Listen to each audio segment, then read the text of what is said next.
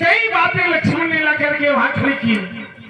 अच्छा है पढ़ा लिखा है, हाँ दुआ संख्या भी बता लेता है। पिताजी तो कभी बता नहीं पाए कि हमें दुआ संख्या बताएंगे, चौपाई संख्या बताएंगे। चलिए तुमने बड़े परिश्रम किया, अब मैंने दुआ बताया, संख्या बताया, और हम एक ही बात से तुम्हारे सभी दुआ और संख्या को ध्वस्त कर देंगे। इधर इधर बैठ जाइए।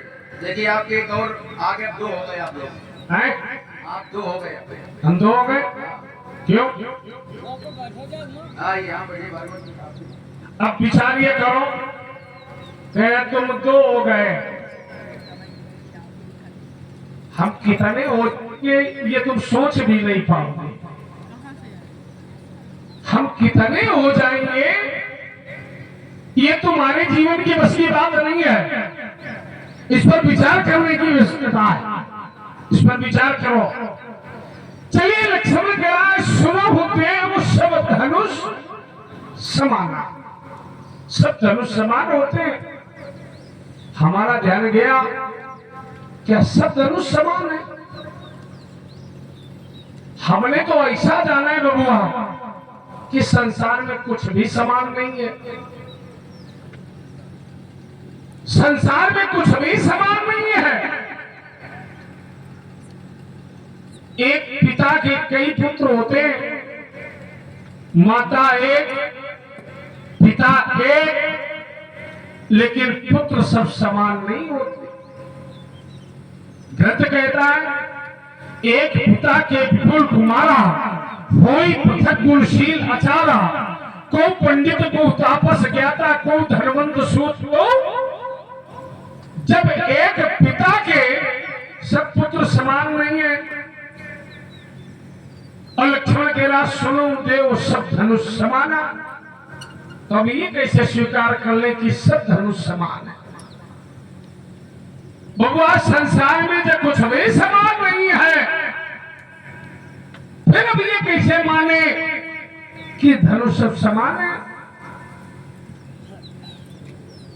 कुछ संसार में धनुष ऐसे होते हैं जो त्याज्य होते हैं, जो त्याग दिए जाते हैं। ग्रंथ कहता है और जब कोहा बोले त्रिपर्वन, पंच पर्वन, सप्त पर्वन तथा पुनः नव पर्वन को दंडन सर्वदा शुभकार कर। जो 3 बोरियों वाले धनुष होते हैं, 5 बोरियों वाले धनुष होते हैं, 7 बोरियों वाले धनुष होते हैं, 9 बोरियों वाले धनुष होते हैं, ये सर्वदा शुभ होते हैं। और बबुआ हमारा धर्मवेद कहता है कि चतुष्पर्वन, षष्ठ पर्वन, मष्ट पर्वन विवर्जित। जो 4 बोरियों वाले, 6 बोरियों वाले धनुष होते हैं वो वर्जित होते हैं। एक शुभ है और एक वर्जित है, फिर भी समानता नहीं है। और यह जो धनुष है उन धनुषों से भी विलग है। जो धनुष टूटा है वो उन धनुषों से भी विलग है, परे है। क्योंकि यह धनुष जो है वो साधारण धनुष नहीं है, 5.5 हाथ का धनुष है। यह धनुष 5.5 हाथ का है। अर्ध पंचम महाहस्तम तो श्रेष्ठम चापम प्रकीर्तम, ये 5.5 हाथ का है। फिर धनुष सब समान कैसे? लक्ष्मण कह रहा है, लक्ष्मण कह रहा है कि सुना होते वो सब धनुष समान है। सब धनुष समान नहीं हो सकते, सब धनुष समान नहीं है। कुछ त्यागने वाले हैं, कुछ अपनाने वाले हैं, कुछ पूजनीय हैं, फिर सब समान कैसे? और कह रहा है हमारे जाना और अगर तुम्हारे जाना, तुमने ऐसा जाना है, तो कहीं ना कहीं तुम्हारे गुरुकुल की कमी है। अगर तुमने इतना जाना है तो कहीं ना कहीं तुम्हारे गुरुकुल में कमी है, जो तुम्हें इतने बताया गया। और हो सकता है कि उन्होंने बताया और हो, और कभी तुम में हो कि तुमने सुने ना हो, तुमने इतना ही जाना हो, भी हो सकता है। तो इसलिए बबुआ सब धनुष समान नहीं हो सकते। चलिए दूसरी बात लक्ष्मण की निकल करके आई, कहते हमने गलती कर दी। निकल कौन सी? बोले जिनका खुद नहीं हुआ तो हमारा विवाह कहां से करवाएंगे? ये कोई निश्चित है क्या? जो आचार्य होते हैं, जो आचार्य होते हैं वो क्या सब विवाह वाले ही होते हैं? क्या ऐसा कोई नियम है कि जिस आचार्य का विवाह ना हुआ हो वो किसी का विवाह नहीं करवा सकता? लक्ष्मण ने धरती बनाई, जो धरातल बनाया, हमारा ध्यान वहां पहुंचा। इस पर विचार हमने कहा था कि जहां जहां समस्या होती है, जब जब समस्या आती है तो संत और ब्राह्मण उस समस्या का समाधान करते। और लक्ष्मण कह रहा है कि महाराज आप समस्या बने हो। समस्या हम नहीं बने, समस्या बना है धनुष तोड़ने वाला। बोले भगवान शंकर ने राजा जनक से ऐसा कहा कि प्रयत्न करिए, प्रयत्न करके धनुष का खंडन करवा दीजिए। अच्छा, जब भगवान शंकर ने ये कहा है तो राजा जनक हमें उत्तर क्यों नहीं दे रहा है? भैया भगवान शंकर के विरोधी तो नहीं है। अगर राजा जनक को भगवान शंकर ने ऐसा कहा तो धनुष तोड़ने वाले को हमारे प्रत्यक्ष आना चाहिए, स्वीकार करना चाहिए कि हमने तोड़ दिया। अब भगवान शंकर के आदेश पर तोड़ दिया। हमने यही तो कहा था, वेग दिखाओ, हमें दिखाया जाए धनुष तोड़ने वाला कौन है, बताया जाए। कब जब जनक धनुष की तोड़ा, धनुष तोड़ने वाला कौन? तो अति जल उतर देते पुनः ही और कुटिल भूप हर से। अच्छा, फिर राजा जनक जब क्यों रहा? अगर भगवान शंकर ने ये उसे आदेश दिया है और आदेश दिया है तो बबुआ विचार ये करना चाहिए कि अगर उसे आदेश मिला है तो फिर वो हमें उत्तर क्यों नहीं दे रहा है?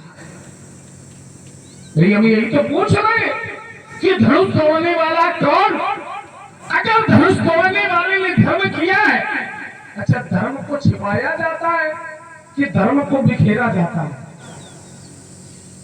धर्म को छिपाया जाता है कि धर्म को बिखेरा जाता है? धर्म तो बिखेरा जाता है, फैलाया जाता है। और यहाँ अगर धनुष तोड़ने वाले ने धर्म किया है तो फिर छिपाओ क्यों?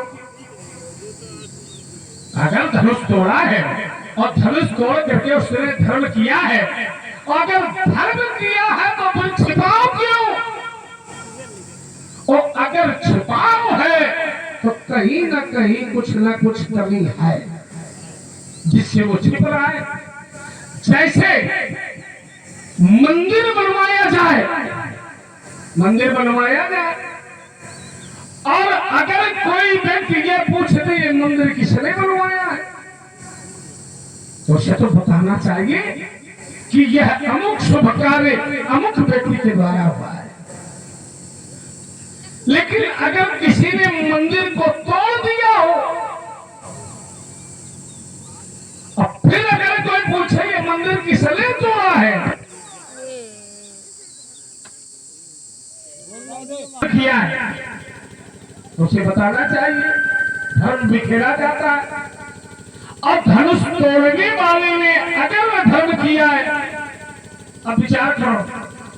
हमने कहा था कि जहां स्वार्थ होता है, जहां स्वार्थ होता है वहां धर्म नहीं होता, और जहां धर्म होता है वहां स्वार्थ।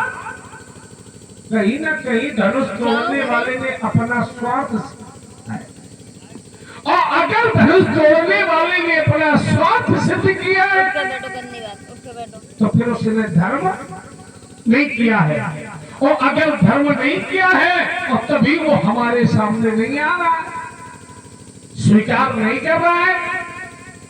भाई धनुष क्यों तोड़ा गया? धनुष न तोड़ा जाता तो लक्ष्मण कह रहा भगवान शंकर ने धनुष को तोड़वा दिया, भगवान शंकर ने धनुष को तोड़वा दिया। और अच्छा भगवान शंकर ने अगर तोड़वा दिया है फिर हमें उत्तर क्यों नहीं मिल रहा है? राजा जनक को बताना चाहिए कि भगवान शंकर के आदेश पर ये धनुष का खंडन हो गया है। ये बात ठीक नहीं लग रही है। कहीं ना कहीं धनुष तोड़ने वाले ने अपने स्वार्थ के कारण धनुष का खंडन करवा दिया है, और अगर धनुष तोड़ने वाले ने अपने स्वार्थ के लिए धनुष को तोड़ा है तो उसने फिर धर्म नहीं किया है, उसने धर्म नहीं किया है। तो बुआ ये भी बात हमें ठीक नहीं लग रही है। इससे विवाह करो, हैं? विवाह करो, लेकिन विवाह करो तो ब्राह्मणों से लड़ के ना करो। हम विवाह विरोधी को थोड़ा, विवाह खूब हो, विवाह खूब हो, हम विवाह विरोधी नहीं है, लेकिन हमारा विरोध विवाह से नहीं है। लेकिन विचार करो, अगर कोई विवाह किसी संत की हत्या करके किया जाए, ये कोई धर्म है? ये कोई नियम है? ये नियम नहीं है, ये धर्म नहीं है।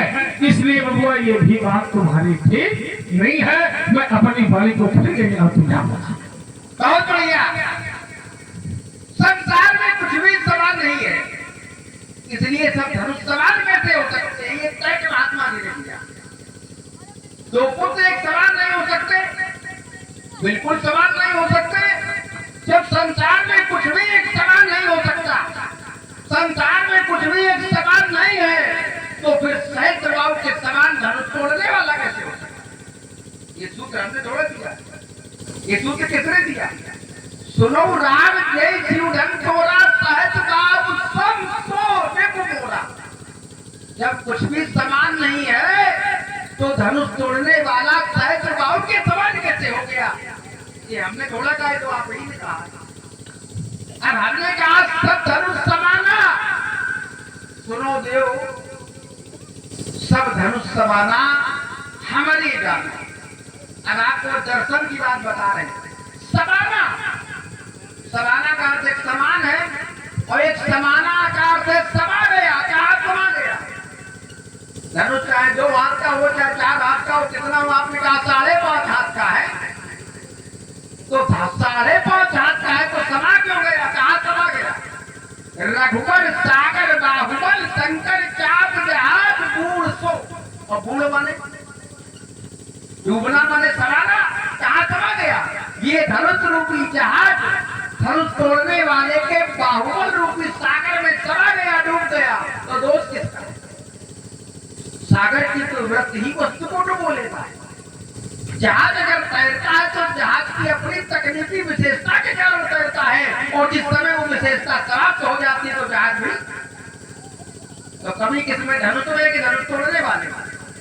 कमी तो आपके धनुष में। हमें समझ में आ रही कि क्यों डूब गया, क्यों समा गया। जैसे राजाओं ने प्रयास किया तोड़ने का, सामान्य प्रयास नहीं था राजा। तमक शिव धनु धर्मी पर उठई न कोटि भांति बल करहि, सब नभ भय जोग उपहाती जैसे दिन विराट प्रत्यय। और धनुष तोड़ने वाले ने धनुष को कैसे तोड़ा? भंजी उचाप प्रयास बिन शिव गज पंकज नाल। जैसे हाथी को कमल की जंजीर तोड़ने में कोई प्रयास नहीं करना पड़ता। राजाओं ने प्रयास किया, नहीं टूटा, धनुष तोड़ने वाले ने कोई विशेष प्रयास नहीं किया तो टूट क्यों गया? इसका मतलब धनुष कमजोर था, पुराना था, चीड़ था, तभी तो टूट गया।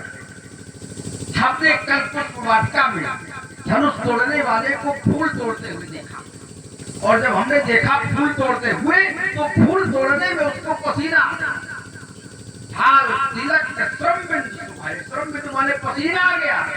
तो जिस व्यक्ति को फूल तोड़ने में पसीना आ जाता उसको धनुष तोड़ने में पसीना नहीं आया, तो इसका अर्थ हुआ कि धनुष तो फूल से भी हल्का था।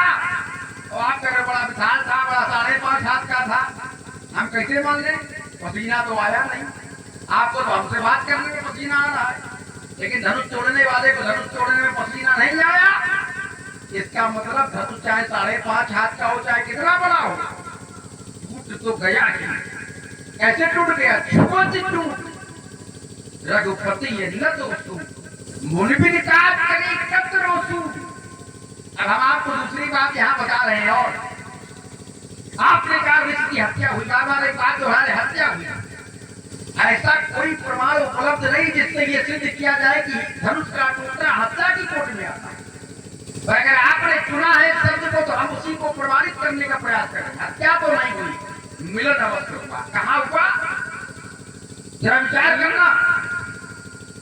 जिस समय धनुष को उठाया गया तो क्या स्थिति बनी? गुरु प्रणाम मनई मन की आदि लाखों उठाई धनुलीना। उठाया, न तो खींचा न तो चढ़ाया। परिस्थिति क्या हुई? दम के उद्दाम जीवी जग नयौ पुण्य धन नव मंडल संग। जैसे उठाया गया तो बिजली कौंध गई। बिजली नहीं कहती, बिजली जैसी कौंध गई। दम के उद्दाम जीवी माने जैसी। बिजली तो दो ही परिस्थितियों में कौनती है, या तो संघर्षण हुआ हो या तो विखंडन हुआ हो। यहाँ ना संघर्षण हो रहा है ना विखंडन हो रहा है। तीसरा बिजली उत्पन्न होने का कोई तीसरा सिद्धांत नहीं बना। और यहाँ ना धनुष टूटा, ना संघर्षण हुआ, ना विखंडन हुआ। तो आखिर बिजली जैसी क्यों कौंध गई? तो उत्तर मिला पुण्य नव धन मंडल समयो। धनुष को जो आकाश की ओर उठाया गया तो कैसा हो गया? धनुष बिना झुकाए मंडलाकार हो गया।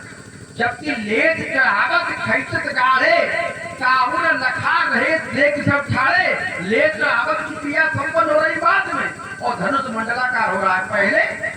इसका अर्थ क्या है? इसका अर्थ ये है कि जिस समय ऋषभीत से कहा गया था आपके अस्थियों से अस्त्र का निर्माण होगा, तो ऋषभीत ने कहा हमारी तो आयु शेष है, इसका क्या होगा? तो देवताओं ने कहा तुम्हारे प्राणों को धनुष में प्रतिष्ठित कर दिया जाएगा। तो उन्होंने कहा ये अवस्था तो बड़ी विचित्र होगी, धनुष के रूप में जीवन जीना पाएगा, इससे मुक्ति कब मिलेगी? तो कहा जिस समय आयु पूरी होगी धनुष का खंडन हो जाएगा, तुम्हें मुक्ति प्राप्त हो जाएगी। अब जरा विचार कीजिए, उस दिन से आज तक ऋषभीत के प्राणों का विचार क्या चल रहा था? विचार तो यही चल रहा था कब वो शुभ दिन आए जब धनुष टूट जाए, कब वो शुभ दिन आए जब धनुष टूट जाए। अब जरा विचार करना, जिस कार्य की आप वर्षों बरस से प्रतीक्षा कर रहे हो, अचानक उस कार्य की पूर्ति का समय आ जाए तो अंतर करने की परिस्थिति क्या हो? अचानक उस कार्य की पूर्ति का समय आ जाए तो अंतःकरण में उत्साह का अतिरेक बिल्कुल विद्युत की तरह होगा, ये तो पूरा हो गया।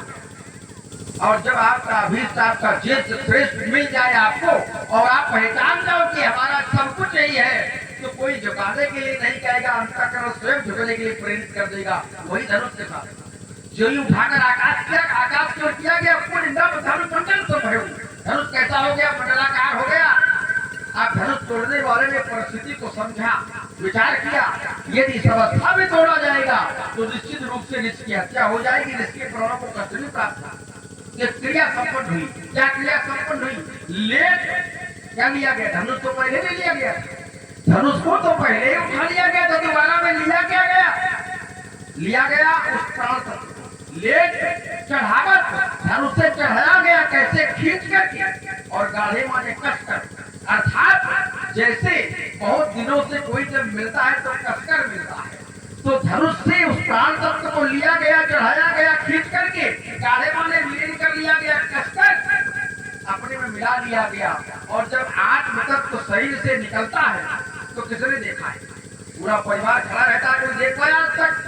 तो यहाँ पर भी लिखना पड़ा ग्रंथकार को कि लेत चढ़ावत खैचत गाढ़े काहू न नखा। एक सब ठाड़े सब खड़े देखते रहे उस आत्म तत्व का शरीर से निकलना और परमात्मा तत्व में मिल जाना, ये कोई नहीं देख पाया। उसको मैंने कैसे प्रमाणित किया? क्या छुआ तो क्या जुड़ गया? जब आत्म तत्व परमात्मा तत्व से छू गया तो आत्म तत्व का संसार से संबंध टूट गया। रघुपति है न दोस्तों, रघुपति कहते हैं ईश्वर को रंग धात से बना है। रघु शब्द जिसका अर्थ है जीव, जीवों का स्वामी माने ईश्वर। तो यदि आत्म तत्व परमात्मा तत्व से मिल जाए तो क्या ईश्वर को दोष दिया जाना चाहिए? तो मैं कह रहा छोड़। अब महात्मा जी करेगी तो फिर अगर ऐसा है, अगर शंकर जी ने कहा तो राजा जनक हमसे बता क्यों नहीं जाए? लगता है भूल जाते हो। समाचार कई जनक सुनाए, सारे समाचार आपको बता दिए, कौन सी बात आपको नहीं बताई गई जो आप कह रहे हो? कह रहे राजा जनक हमसे डर क्यों रहा है? राजा जनक इसलिए डर रहे हैं कि राजा जनक ने धनुष तोड़ने वाले के बल को देखा है और उन्होंने आपको भी जाना है कि आपका स्वभाव क्या है। उनको लगता है कि अगर परशुराम जी को धनुष तोड़ने वाला मिल गया तो ये मानेंगे नहीं, भिड़ जाएंगे। और अगर ये भिड़ गए कहीं तो जैसी दुर्गति धनुष की हुई कहीं वैसी पंडित जी की न हो जाए, ये डर राजा जनक को सता रहा है। दूसरा, आप कह रहे हमें बता नहीं रहा, कोई दिखा नहीं रहा, हमारे प्रश्नों का उत्तर नहीं दे रहा। तो मुझे एक उदाहरण याद आ रहा है कि जैसे मौखिक परीक्षा के परीक्षार्थियों से परीक्षक ने प्रश्न किया और परीक्षार्थियों के द्वारा उत्तर समुचित दिया गया, लेकिन परीक्षक संतुष्ट नहीं हुआ। कारण क्या? परीक्षक क्यों संतुष्ट नहीं हुआ? क्योंकि परीक्षक को खुद ही सही उत्तर का ज्ञान नहीं। इनका प्रश्न क्या है? इनका प्रश्न है कौजल जनक धनुष के तोड़ा वेग दिखाओ। इन्होंने कहा दिखाओ, ये तो नहीं कहा बताओ। जब इन्होंने कहा दिखाओ तो सारी समाज साक्षी है कि उसके बाद धनुष तोड़ने वाला इनके सामने पहुंचा कि नहीं पहुंचा। लेकिन ये जानते ही नहीं कि धनुष तोड़ा किसने है, और जब जानते नहीं तो धनुष तोड़ने वाला खुद सामने खड़ा कर दिया जाए, पहचान नहीं पाओगे। एक पहचान हम बता रहे हैं आप, पहचान क्या है? कि इस पूरी समाज में एक धनुष तोड़ने वाला ही ऐसा है जिसके गले में बरमाला पड़ी, और कोई दूसरा है ऐसा? अब ये जानते ही नहीं कि बरमाला होती कैसी है, क्योंकि आज तक पड़ी तो है नहीं। अगर कभी बरमाला पड़ी होती तो इनको पता होता बरमाला ऐसी होती है, तुरंत बरमाला वाला कौन है पहचान लेते। क्योंकि बरमाला वाला तो इस समाज में एक ही है, दूसरा नहीं है। बाबा तुम जहां हो वो वही है, तुम समझते क्यों नहीं? तुम जहां हो वो वही है, तुम समझते क्यों नहीं? दिल टटोलो वो वही है, तुम समझते क्यों नहीं? हाँ, कुमन से मिलता नहीं, कुमन से मिलता नहीं। कुमन को सुमन में बदलिए आप। कुमन से मिलता नहीं, कभी दीप लेकर ढूंढिए। कुमन से मिलता नहीं, कभी दीप लेकर ढूंढिए। तुम धरा हो वो गगन है, तुम समझते क्यों नहीं? दोस्तों मन में काट करी करो। चलिए, लक्ष्मण ने कहा छुअत टूट, छूने मात्र से टूट गया। लक्ष्मण ने बताया कि धनुष तोड़ने वाला साधारण नहीं है, धनुष तोड़ने वाला साधारण नहीं है, धनुष तोड़ने वाला समुद्र है। लक्ष्मण की बात निकल करके आई कि धनुष तोड़ने वाला साधारण नहीं है, धनुष तोड़ने वाला समुद्र की तरह है, और उसमें धनुष तैर रहा है। शंकर चाप जहाज, रघुवर सागर बाहुबल, बूढ़ जो सकल समाज, चढ़ा जो प्रथमी मोह बस। अब विचार करो, अगर धनुष तोड़ने वाला इतना श्रेष्ठ है, इतना वरिष्ठ है कि उस समुद्र है और धनुष उसमें तैर रहा है, उसके हाथों में धनुष समाहित हो गया है।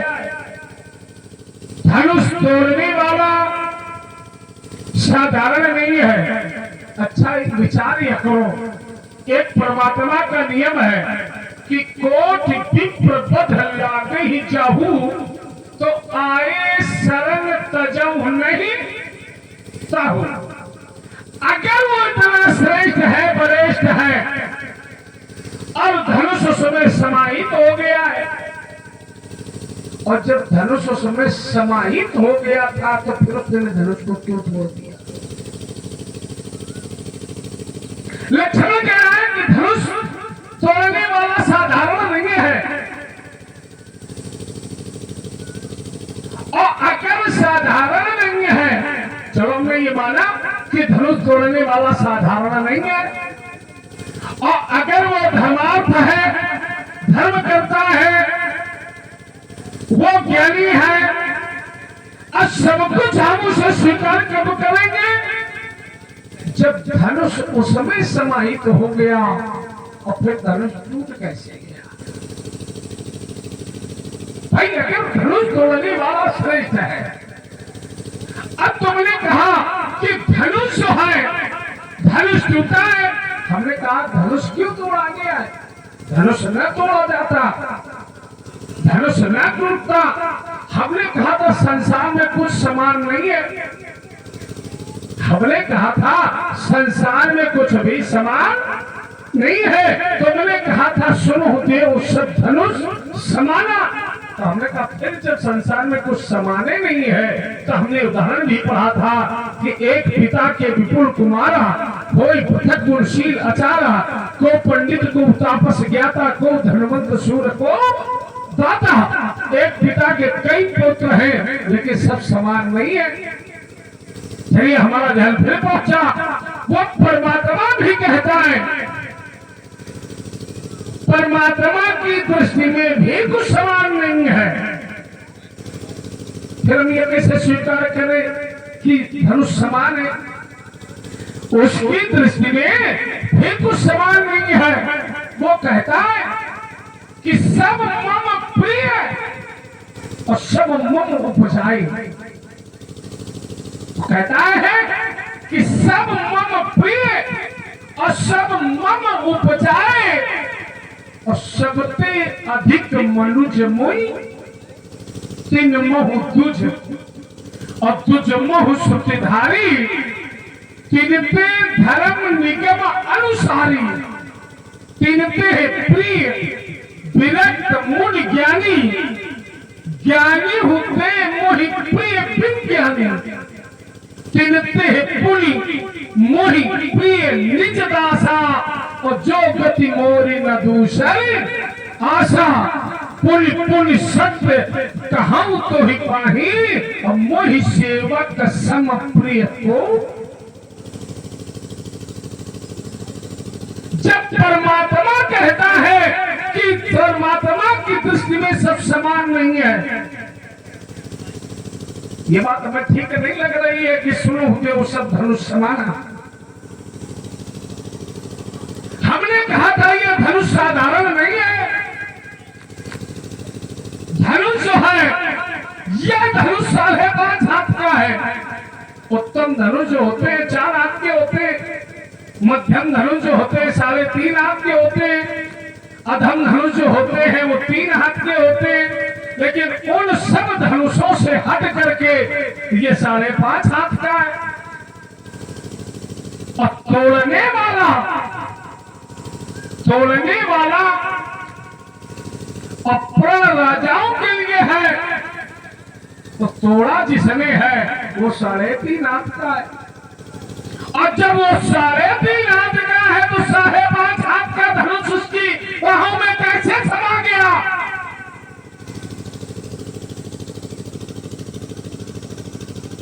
इस पर विचार करना है, विचार विनिमय की आवश्यकता है।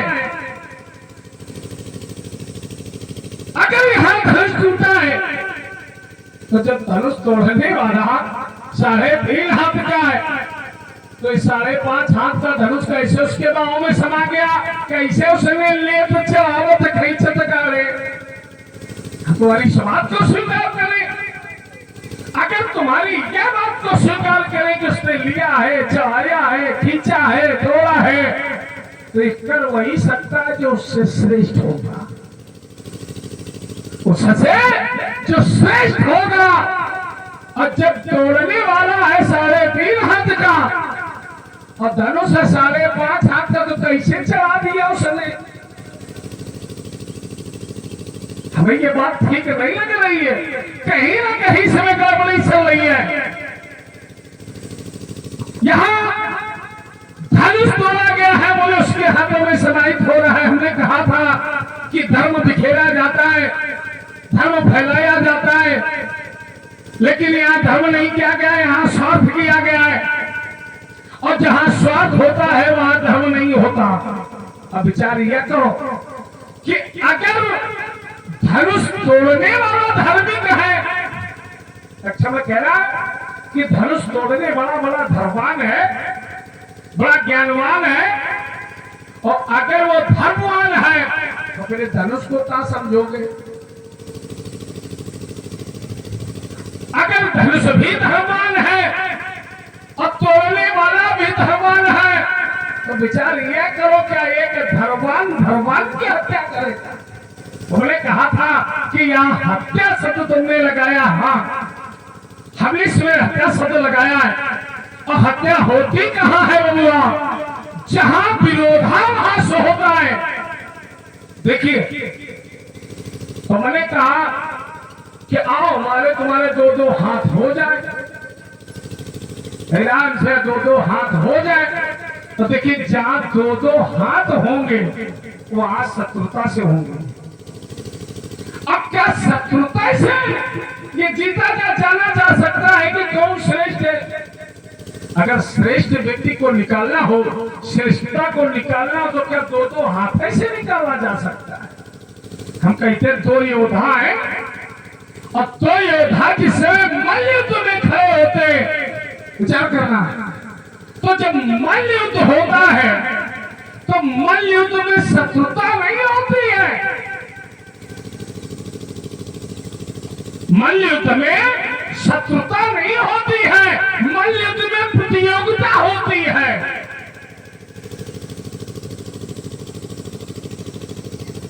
अब मल्लयुद्ध के माध्यम से जो जीत जाए वही श्रेष्ठ, जो हार जाए वही कमजोर है। शत्रुता भी नहीं होगी और ये जाना भी जा सकता है कौन श्रेष्ठ है कौन कमजोर है। क्या शत्रुता इसलिए जाना जा सकता है?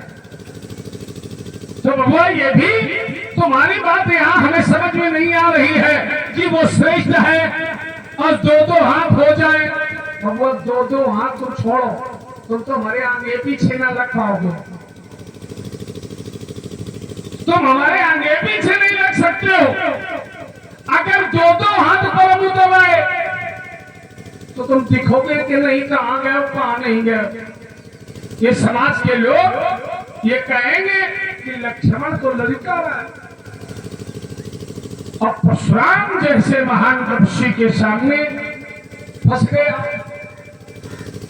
अब विचार ये करो कि परशुराम से युद्ध करना, 2-2 हाथ करना, ये तुम्हारे बस की बात नहीं है।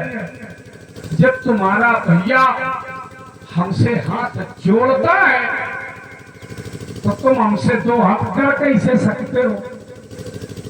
तुम राम से श्रेष्ठ हो नहीं, राम से वरिष्ठ हो नहीं, राम से विद्वान हो नहीं, राम से बलवान हो नहीं। और जब राम हमारे सामने नतमस्तक हो जाता है तो लक्ष्मण कहां से हमारे आगे पीछे लगेगा?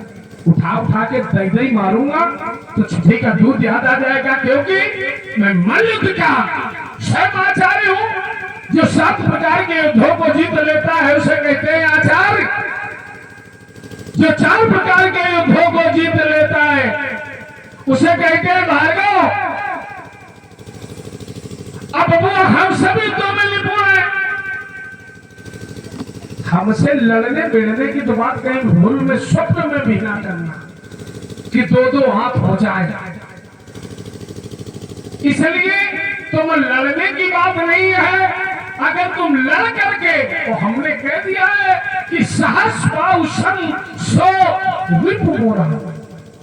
तो मैं कहा कि आपने उसे निर्धारित कर दिया, समानता कर दी। बबुआ हमने उसके कृत्य और धनुष तोड़ने वाले के कर्मों को देखा, कृत्यों को देखा कि जो धनुष तोड़ने वाला ने जो कार्य आज किया वही कार्य तो शास्त्राभाव अर्जुन ने किया। शास्त्राभाव अर्जुन ने हमारे पिता के आश्रम से कामधेनु गाय का हरण कर लिया। या धनुष तोड़ने वाले ने धनुष से महात्मा दधिच के प्राणों का हरण कर लिया। वो भी ब्राह्मण विरोधी, ये भी ब्राह्मण विरोधी, वो भी सत्य विरोधी, ये भी सत्य विरोधी। तो हमने कहा सहस बाहु सम सो विप्रोरा, जो कार्य शास्त्राभाव के द्वारा किया गया था वही कार्य धनुष तोड़ने वाले के द्वारा किया गया है। इसलिए हमने कहा था कि जहां समानता हमने उसके कार्यों से जोड़ी थी, संसार से नहीं जोड़ी थी। जहां तुमने कहा कि तुमने जोड़ दिया कि सब समान है, तो हमने भी जोड़ दिया। इस बातें ठीक नहीं है। इन बातों से समानता नहीं बन पाएगी बबुआ। अगर समानता बनना है तो कहीं से ये लगे, कहीं से समता जोड़ो। जैसे लक्ष्मण परशुराम है तो कहीं से परशुराम के दाएं बाएं कहीं लगो तो लोग कहेंगे कि परशुराम और लक्ष्मण महान योद्धा हैं। लोग ये कहेंगे। तो न जैसे हमारी और तुम्हारी क्षमता नहीं हो सकती, इसलिए वहां भी क्षमता नहीं हो सकती। यहाँ शास्त्राभाव से जो क्षमता हमने की है तो उसके कार्यों से की है, जो उसने कृत्य किए हैं उससे क्षमता की है। हमारी वहां से क्षमता नहीं, वहां कोई क्षमता ही नहीं है। हमने कहा परमात्मा के सब कुछ अधीन है, फिर भी वो कहता है कि सब समान नहीं है। चलिए मैं अपनी बारी को फिर यही रोकेंगे। बड़ी देर से फिर से वही बात दोहराई आपने कि सब कुछ समान नहीं है, तो धनुष कैसे खराब हो सकता है। हमने कहा कि अगर सब कुछ समान नहीं है तो सहस्त्राबाहु के समान धनुष तोड़ने वाला कैसे हो सकता है। तो महात्मा जी ने कहा हमने कार्यों के आधार पर समानता की। अच्छा, कार्यों के आधार पर आप समानता कर सकते हो, हम समानता नहीं कर सकते। हमने भी तो कार्यों के आधार पर समानता की है। संसार के जितने भी धनुष हैं उन धनुषों का मुख्य कार्य क्या है। चाहे धनुष शंकर जी का हो, चाहे हमारा हो, चाहे तुम्हारा हो, चाहे किसी का भी हो, संसार के सभी धनुषों से बाण ही तो चलाए जाते हैं। धनुष का कार्य बाण ही तो चलाना है। जब धनुषों का कार्य बाण चलाना है और यही उसका मुख्य कार्य है, तो हमने समानता की तो कार्यों का आधार पर हमको समझाने थोड़ा तो नहीं आता। जब कार्यों के आधार पर समानता की जा रही है तो हमने भी कार्यों के आधार पर ही की, हमने बिना कार्य के समानता थोड़ा कर दी है। अब आपके कार्य जो है आपने जो समानता की है उस पर मैं आ रहा हूँ। एक बात कई बार दोहरा रहे महात्मा जी कि धनुष तोड़ने वाला धर्म को मानने वाला है, धर्म का रक्षक है, धर्म तो बिखेरा जाता है। और धनुष तोड़ने वाले ने शरीर की अस्थियों से बने धनुष को तोड़ करके धर्म नहीं, धनुष तोड़ने वाले ने जिन शरीर की अस्थियों से बने धनुष को तोड़कर धर्म नहीं किया है, ऐसा आप बता रहे हैं। और आपने अपने माता को मार के बहुत बड़ा धर्म किया। अच्छा, ऐसा जोड़ते हो। आपने अपने भाइयों को मारकर उससे बड़ा धर्म किया और सबसे बड़ा धर्म आपने किया था सहस्त्राबाहु को मार करके। अभी आपने कहा मैं कार्यों से जोड़ रहा हूँ। जिस समय आपने अपनी गाय को पुनः प्राप्त करने के लिए सहस्त्राबाहु पर आक्रमण किया तो और सहस्त्राबाहु का वध कर दिया, उसके बाद जब सहस्त्राबाहु का वध करने के बाद अपनी गाय लेकर आप घर पहुंचे तो आपके पिता ने क्या कहा। आपके पिता ने कहा राम राम महाबाहो भगवान पावन कांसी। अब ऋषि अवधर जी कोई सामान्य कोटि के महात्मा है। ऋषि अवधर जी ने आपसे कहा अरे राम राम तुमने बड़ा अनर्थ कर दिया, ये तो तुमने महापाप कर दिया। राम राम महाबाहो भगवान पापम कांसी अवधि नरदेवम यत् सर्वदेवयम था। अर्थात चक्रवर्ती राजा का वध करना ब्रह्म हत्या के बराबर दोष लगता है। तुमने बहुत बड़ा पाप किया है, जाओ इसका प्रायश्चित करो। और तुम्हारे प्रायश्चित के चक्कर में सहस्त्र बाहु के पुत्रों ने तुम्हारे पिता की हत्या कर दी बाद में। तो आपने जो कार्य किया था उसकी अवहेलना, उसकी आलोचना, उसको अधर्म और पाप की कोटि में आपके पिता ने माना। अब आप हमें कह रहे हो कि धनुष तोड़ने वाले ने धनुष तोड़ करके बहुत बड़ा अधर्म किया है। किसी के दुखों को हरण करना धर्म है कि धर्म है? किसी के दुखों को, संताप को हरण करना क्या है? सबसे बड़ा धर्म क्या है? परहित शरीर धर्म नहीं भाई, पर पीड़ा सब नहीं अघमाई। सबसे बड़ा धर्म परहित है। और परहित क्या है? किसी का संताप दूर करना।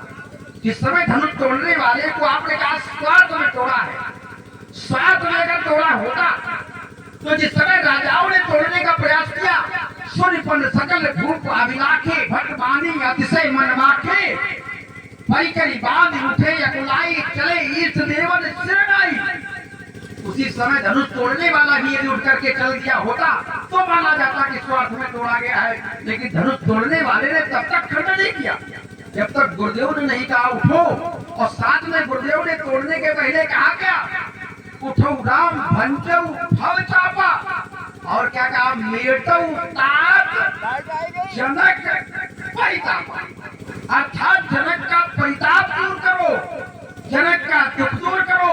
यदि संसार में किसी का दुख दूर करना धर्म है तो धनुष तोड़ने वाले ने भी धनुष का खंडन करके धर्म का कार्य किया है। उसे अधर्म की कोटि में नहीं रखा जा सकता।